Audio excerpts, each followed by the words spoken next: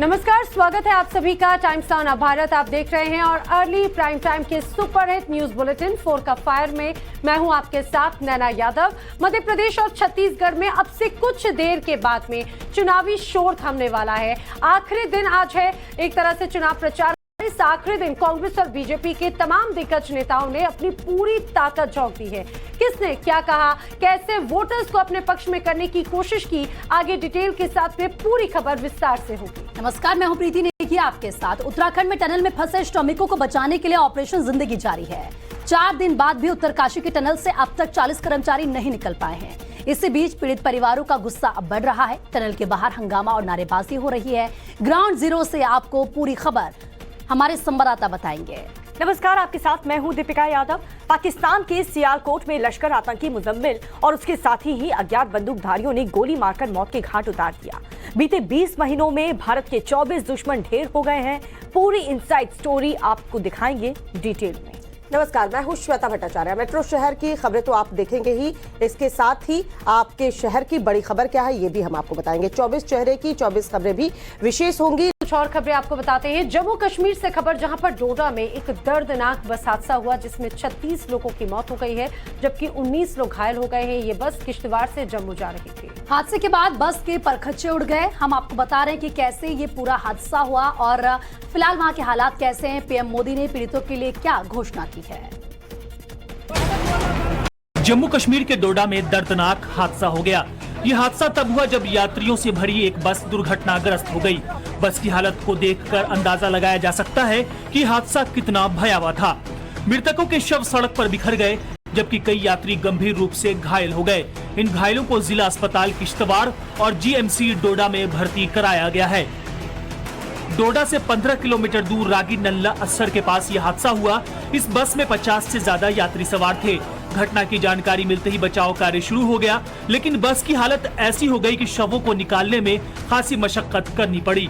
डोडा के एसएसपी सहित वरिष्ठ पुलिस अधिकारी मौके पर पहुंचे। हादसे पर प्रधानमंत्री नरेंद्र मोदी ने भी दुख जाहिर किया है। उन्होंने घायलों के जल्द ठीक होने की कामना की है।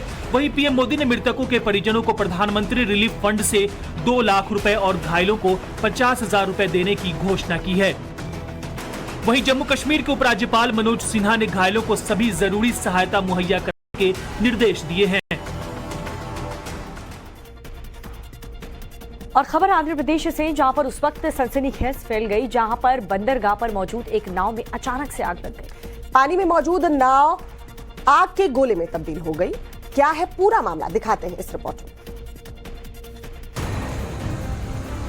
आंध्र प्रदेश के बापटला जिले में उस वक्त हड़कंप मच गया जब निजामपट्टनम बंदरगाह पर खड़ी एक नाव में अचानक आग लग गई और इसके बाद पानी में ही नाव आग के गोले में तब्दील हो गई।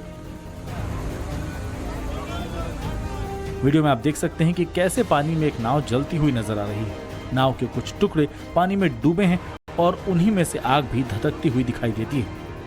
आग इतनी भयानक थी कि पानी में मौजूद रहने के बाद भी नाव में आग कम नहीं हुई, बल्कि उसमें से काले धुएं का बवंडर भी उठने लगा। आग की इस घटना से मछुआरों में अफरा तफरी मच गई। आग को बुझाने के लिए एक दूसरी नाव का सहारा तक लिया गया। उसमें मोटर लगाकर पाइप के जरिए आग लगी नाव को बुझाने की कोशिश की गई। नाव में लगी आग इतनी भयानक थी कि पानी की बौछार के बाद भी नाव में लगी आग की लपटें तेजी से निकल रही थी। काफी मशक्कत के बाद पानी में मौजूद नाव पर लगी आग को बुझाया जा सका, लेकिन तब तक नाव पूरी तरह जलकर तबाह हो चुकी थी। बंदरगाह पर खड़ी नाव में अचानक आग कैसे लगी, अब इसकी जांच मरीन पुलिस कर रही है। मरीन पुलिस ये पता लगाने में जुटी है कि नाव में आग किसी शॉर्ट सर्किट की वजह से लगी थी या फिर नाव में रखे गैस सिलेंडर के ब्लास्ट होने से। फिलहाल इसकी पूरी जानकारी इकट्ठा की जा रही है। इससे पहले उडुपी जिले में भी गंगोली नदी के तट पर खड़ी 8 नावें जलकर राख हो गई थी। ये सभी मछली पकड़ने वाली नावें थीं।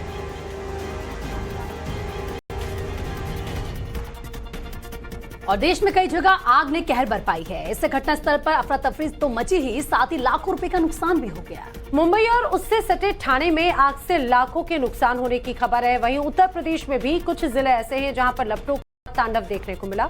ये रिपोर्ट देखिए। भयावह आग की ये तस्वीरें मुंबई से सटे ठाणे की है। यहाँ के भिवंडी क्षेत्र में एक धागे के गोदाम में आग लग गई। ये कितनी भयानक है, इसे आप तस्वीर को देखकर समझ सकते हैं। आग ने यहाँ देखते ही देखते एक कहर बरपा दिया। इसने थोड़ी ही देर में पूरे गोदाम को अपनी चपेट में ले लिया, जिसे तुरंत बुझाना आसान नहीं था। इसकी लपटें इतनी भयानक हैं कि कोई भी आसपास जाने की हिम्मत नहीं कर सकता। बाद में कड़ी मशक्कत के बाद आग पर काबू पा लिया गया। इस दुर्घटना में काफी नुकसान की आशंका जताई जा रही है। वहीं आग लगने की दूसरी घटना मुंबई के भाई खाला की है। फायर ब्रिगेड कर्मियों ने इसमें फंसे 4 से 5 लोगों का रेस्क्यू किया। कुछ दुकानों को इसने अपनी चपेट में ले लिया। इसने जूते, लेदर के स्टॉक, कपड़े, बिजली के तार में आग लग गई। वहीं घरेलू और इलेक्ट्रिक सामानों को भी इससे नुकसान पहुंचा है। देखिए कैसे आग से धुआं निकल रहा है। इसके कारण का पता नहीं चल सका। वहीं यूपी के हापुड़ में एक तार की स्क्रैप फैक्ट्री में भीषण आग लग गई। इसकी लपटें आसमान को छूती हुई दिखाई दे रही हैं। प्रचंड आग सब कुछ स्वाहा कर देने पर आमादा है। देखिए कैसे आग से धुआं निकल रहा है। इसके कारण का पता नहीं चल सका। पिलखुआ क्षेत्र में खेड़ा की ये पूरी घटना बताया जा रहा है कि बिजली का तार टूटकर फैक्ट्री पर गिर जाने से ये हादसा हुआ। वहीं आग ने प्रयागराज के धूमनगंज थाना क्षेत्र में भी कहर बरपाया। यहाँ अमूल डेयरी में अचानक से आग लग गई। फायर ब्रिगेड ने 2 घंटे की कड़ी मशक्कत के बाद इस पर काबू पाया। इस अग्निकांड में लाखों का सामान जलकर खाक हो गया है। शॉर्ट सर्किट से इतने बड़े हादसे की आशंका जताई जा रही है। वहीं मौके पर मौजूद लोगों में दिए से आग लगाने की भी चर्चा है। बिहार में अपराध थमने का नाम नहीं ले रहा। जनता परेशान दिख रही है। यहाँ बदमाश दिन दहाड़े हत्या की वारदात को भी अंजाम दे रहे हैं और ऐसा लग रहा है कि लोगों को पुलिस पर भरोसा नहीं रहा। बढ़ती घटनाओं में सड़क पर इंसाफ कर रही है। ऐसा लग रहा है जैसे बिहार में अपराधी बेलगाम हो गए हो। कल जमुई में दरोगा की हत्या के बाद बदमाशों ने फिर रोहतास में तांडव मचाया। उन्होंने मुखिया के पूर्व प्रत्याशी की गोली मारकर हत्या कर दी। बाइक सवार 3 अपराधियों ने इस वारदात को अंजाम दिया। सूर्यपुरा थाना क्षेत्र के कॉलोनी मोड़ के पास की ये पूरी घटना है। लेकिन भीड़ का इंसाफ भी तुरंत हो गया। गोली मारकर भागते समय अपराधियों को ग्रामीण ने पकड़ लिया। पीट पीट कर 2 बदमाशों को मौत के घाट उतार दिया। उनका शव काफी देर तक सड़क पर पड़ा रहा। तस्वीरें इतने विभत्स है कि हम उन्हें साफ तौर से दिखा भी नहीं सकते। जबकि ग्रामीणों से पीटने के बाद एक अपराधी गंभीर रूप से जख्मी हो गया, जिसका इलाज विक्रमगंज अनुमंडलीय अस्पताल में चल रहा है। घटना के बाद तुरंत पुलिस बल वहां पहुंचा। घटना के बाद बड़ी संख्या में आसपास के लोग भी मौका वारदात पर पहुंचे। इस हत्याकांड के बाद पूरे इलाके में सनसनी फैल गई है। भीड़ द्वारा बदमाशों की पीट पीट कर हत्या कर जान ले लेने के बाद सवाल उठ रहा है कि क्या लोगों का पुलिस प्रशासन से भरोसा उठ गया है। वहीं नवादा में भी तड़के अपराधियों ने एक बस में लूटपाट मचाई। 8 से 10 की संख्या में हथियारों से लैस बदमाशों ने बस को रोका और लाखों की लूट की। लूटपाट के दौरान लुटेरों ने एक महिला की कान से बाली को खींच लिया, जिससे वो बुरी तरह जख्मी हो गई। घटना के बाद यात्री बुंदेलखंड थाने पहुंचे। उन्होंने आरोप लगाया कि थाने में एक पुलिस के अलावा कोई पुलिसकर्मी नहीं था। और तो और पीड़ितों ने जब नवादा के एसपी को फोन लगाया तो मोबाइल स्विच ऑफ बताया गया, जिसके बाद यात्रियों ने कानून व्यवस्था को लेकर नवादा पुलिस के साथ मुख्यमंत्री पर भी सवाल खड़े किए। पीड़ित यात्रियों ने विरोध में बुंदेलखंड थाने के पास जाम भी लगा दिया। बात दिल्ली की करेंगे। दिल्ली में पोल्यूशन का पारा लगातार काफी हाई है। दिवाली के बाद तो हवा और भी ज्यादा जहरीली हो गई है और ऐसे में सांसों पर खतरा बढ़ गया है। दिल्ली की आबोहवा लगातार बिगड़ती जा रही है। वहीं पोल्यूशन को लेकर पॉलिटिक्स भी चरम पर है। दिल्ली की जहरीली हवा कैसे लोगों की जिंदगी को खत्म कर रही है, देखिए रिपोर्ट।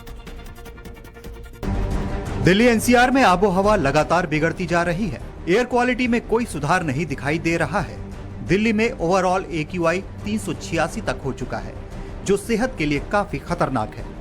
दिल्ली हवा में PM 2.5 और PM 10 जैसे सूक्ष्म और जहरीले कण घुल चुके हैं, जो सीधे सीधे हमारे और आपके फेफड़े को नुकसान पहुंचा रहे हैं।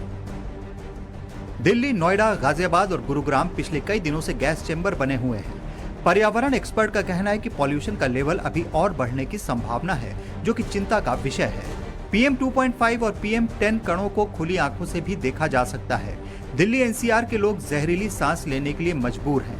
फेफड़ों में सूक्ष्म धूल कण जाने से जहरीली हवा से दम घुट रहा है। खांसी और अस्थमा के मरीजों को परेशानी हो रही है। हार्ट अटैक का खतरा करीब 10% तक बढ़ा है। प्रदूषण ने सूरज को कैद कर लिया है। दिल्ली NCR धुंध और पॉल्यूशन की चादर से ढका है। दम घोटू हवा से सबसे ज्यादा खतरा बच्चों और बुजुर्गों को है। बच्चों की आंखों में जलन और खांसी, बुजुर्गों को सांस लेने में परेशानी, प्रेग्नेंट महिलाओं पर सीधा असर, गर्भ में पल रहे बच्चे को भी खतरा है। हालांकि दिल्ली सरकार प्रदूषण को लेकर एक्शन में नजर आ रही है। जगह जगह पानी का छिड़काव किया जा रहा है। इसके बावजूद प्रदूषण का लेवल कम नहीं हो रहा है। एयर क्वालिटी इंडेक्स की बात करें तो आज सुबह आनंद विहार में 430, आरके पुरम में 417, पंजाबी बाग में 423 और जहांगीरपुरी में 428 रिकॉर्ड किया गया। दिवाली के बाद तो दिल्ली की हवा और भी खराब हो गई। सुप्रीम कोर्ट के बैन के बावजूद दिल्ली के लोगों ने रिकॉर्ड स्तर पर पटाखे जलाए। क्योंकि जिस तरीके से बीते दिनों प्रदूषण का स्तर कम हुआ था, लेकिन अब अचानक से जो प्रदूषण का स्तर बढ़ने लगा, इससे कहीं ना कहीं आने वाले वक्त में और काफी ज्यादा चुनौतियां खड़ी हो सकती है। यानी कि दिल्ली वासियों के लिए अभी और ज्यादा संकट आने को लेकर के उसकी संभावना जताई गई है। लेकिन आपको बताना चाहिए कि जिस तरीके से प्रदूषण का स्तर बढ़ रहा है, इससे कहीं ना कहीं जो छोटे बच्चे हैं, जो गर्भवती महिलाएं हैं और खास करके जो बुजुर्ग हैं, जिन्हें जो अस्थमा के पेशेंट हैं, उनके लिए इस तरह के प्रदूषण जो है वो काफी ज्यादा चुनौतीपूर्ण बन सकता है। लेकिन देखना यही होगा कि जिस तरीके से प्रदूषण का स्तर बढ़ रहा है, आखिर दिल्ली सरकार किस तरीके से उस बढ़ते प्रदूषण को काबू करने की कोशिश करती है, जिससे कि लोगों को जान का खतरा न हो सके। वीडियो परशुराम के साथ प्रदीप कुमार, टाइम्स नाउ, नवभारत। और अगली खबर पंजाब से। पंजाब के फतेहगढ़ में उस वक्त बवाल और हंगामा हुआ जब छठ के लिए चलाई जा रही स्पेशल ट्रेन को रद्द कर दिया गया। इससे भड़के यात्रियों ने सरहिंद रेलवे स्टेशन पर ट्रेनों में न सिर्फ पत्थरबाजी की बल्कि स्टेशन पर जमकर बवाल भी काटा। रिपोर्ट दिखाते हैं, देखिए जरा। पंजाब में फतेहगढ़ के सरहिंद रेलवे स्टेशन पर उस वक्त बवाल हंगामा मच गया जब छठ पूजा के लिए चलाई जाने वाली स्पेशल ट्रेन को ऐन मौके पर रद्द कर दिया गया। ट्रेन रद्द होने की खबर जैसे ही यात्रियों को लगी, लोग स्टेशन पर ही भड़क गए और हंगामा शुरू कर दिया।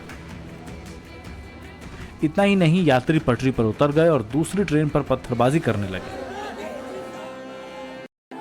सरहिंद रेलवे स्टेशन से सहरसा जाने वाली ट्रेन रद्द होने के बाद यात्रियों का गुस्सा किस कदर फूटा, इसकी तस्वीर आप रेलवे पटरी पर उतरे लोगों में गुस्से के तौर पर देख सकते हैं। यात्रियों की माने तो उन्होंने टिकट भी ले रखा था, लेकिन ट्रेन रद्द होने से न सिर्फ उन्हें परेशानियों का सामना करना पड़ रहा है, बल्कि इसका असर उनके छठ पर्व को मनाने पर भी पड़ रहा है। ट्रेन रद्द होने से स्टेशन पर बिहार जाने वाले यात्री इतने नाराज दिखे कि स्टेशन पर ही पंजाब सरकार मुर्दाबाद के नारे लगाने लगे।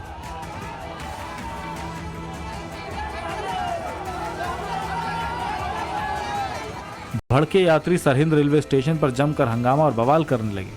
इस दौरान यात्रियों को पटरी से हटाने और भीड़ को तितर बितर करने के लिए पुलिस ने भी हल्का बल प्रयोग किया।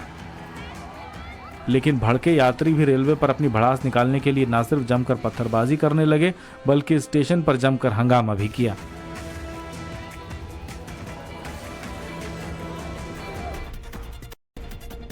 और अब बात हरियाणा की करेंगे। हरियाणा में रोडवेज के कई बसों के पहिए थम गए हैं, तो वहीं कर्मचारी राज्य सरकार के खिलाफ जोरदार प्रदर्शन भी कर रहे हैं। क्या है इसकी वजह और रोडवेज कर्मचारियों की सरकार से आखिर मांगे क्या हैं? देखिए रिपोर्ट में। हरियाणा में रोडवेज कर्मचारियों ने चक्का जाम कर दिया है। अंबाला में रोडवेज कर्मचारी की हत्या के बाद पूरे प्रदेश में कर्मचारी प्रदर्शन कर रहे हैं। उनकी मांग है कि जब तक गिरफ्तारियां नहीं होती हैं, तब तक चक्का जाम रहेगा। कर्मचारी जमकर विरोध प्रदर्शन कर रहे हैं और सरकार के खिलाफ नारे लगा रहे हैं। देखो, ड्यूटी पे ऑन ड्यूटी था वो, और ऑन ड्यूटी उसकी हत्या कर दी गई और निर्मम हत्या हुई है। लेकिन सरकार जाग नहीं रही, प्रशासन जाग नहीं रहा। हमारी मांग है भाई, कम से कम उसके बच्चे को रोजगार तो दिया जाए। ऑन ड्यूटी उसकी हत्या हुई है। राज्य में कई जगहों पर इसका असर दिख रहा है। रोडवेज कर्मचारी परिजनों को नौकरी और मुआवजा देने की मांग कर रहे हैं। रात 12 बजे से इन्होंने चक्का जाम कर दिया, जिसकी वजह से कई बसों के पहिए थम गए। वहीं यात्रियों को भी दिक्कतों का सामना करना पड़ रहा है। वहीं सुरक्षा के मद्देनजर कई जगहों पर फोर्स को तैनात किया गया है। भैया दूज के मौके पर केदारनाथ धाम के कपाट जो है बंद हो गए हैं। बड़े ही धूमधाम से बाबा केदार की डोली निकाली गई। जी हाँ, बाबा केदार के दरबार तो बंद हो गए हैं, लेकिन 6 महीने तक बाबा कहां विराजेंगे, वीडियो सबूत के साथ आपको दिखाते हैं।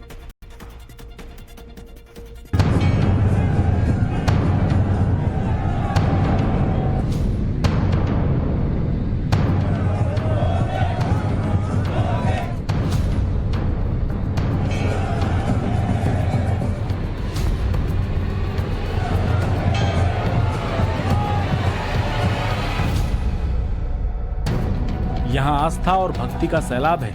बाबा केदार के जयकारों से पूरा धाम गूंज रहा है। बाबा की पावन धरती पर पैर रखने तक की जगह नहीं है। विश्व प्रसिद्ध केदारनाथ धाम में पहले विधि विधान के साथ पूजा अर्चना हुई। पूजा में हजारों श्रद्धालु उमड़ पड़े। बम बम भोले और बाबा केदार के जयकारों की तरंगे आसमान तक जाने लगी।